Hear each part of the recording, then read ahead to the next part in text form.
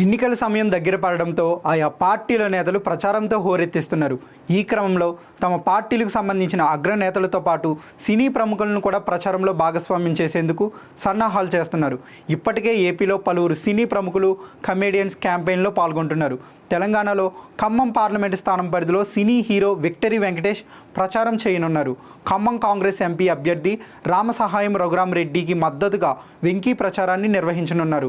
ఈ నెల 7న ఖమ్మంలో ఆయన ప్రచారం చేయనున్నట్లు కాంగ్రెస్ వర్గాలు చర్చించుకుంటున్నాయి. ఖమ్మం కాంగ్రెస్ పార్టీ లోక్సభ అభ్యర్థి రఘురామరెడ్డి నటుడు దగ్గుబాటి వెంకటేష్కి స్వయాన వియ్యంకుడు.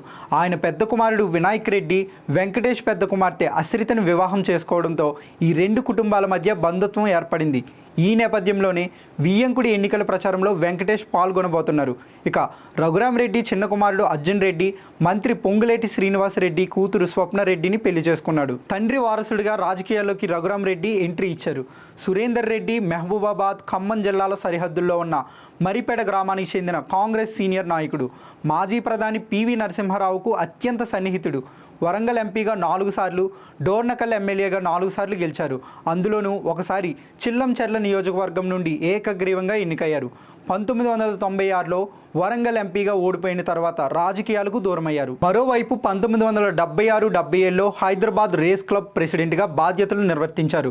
ఆ తర్వాత 1983లో రెండోసారి ప్రెసిడెంట్ అయ్యి ఇప్పటికీ కొనసాగుతున్నారు. హైదరాబాద్ క్రికెట్ అసోసియేషన్, గోల్ఫ్ క్లబ్బులు కూడా ప్రెసిడెంట్గా సేవలందించారు. ఇంత రాజకీయ పాలన అనుభవం ఉన్న రామసహాయం సురేందర్ రెడ్డి కుటుంబంలో రాజకీయ వారసుడిగా ఆయన కొడుకు రామసహాయం రఘురామరెడ్డి కాంగ్రెస్ తరపున ఖమ్మం పార్లమెంటు పరిధిలో నిల్చున్నారు. రఘురామరెడ్డి ప్రస్తుతం సికింద్రాబాద్ క్లబ్ ప్రెసిడెంట్గా, Hyderabad public school board of గవర్నర్గా ఉన్నారు. హీరో వెంకటేష్ ప్రచారం చేస్తే కంపల్సరీ కాంగ్రెస్ అభ్యర్థి రఘురామరెడ్డికి కలిసి వస్తుందని భావిస్తున్నారు. ఇక తమ అభిమాన హీరో ఎన్నికల క్యాంపెయిన్ చేయనుండటంతో వెంకీ ఫ్యాన్స్ ఫుల్ ఖుషి అవుతున్నారు.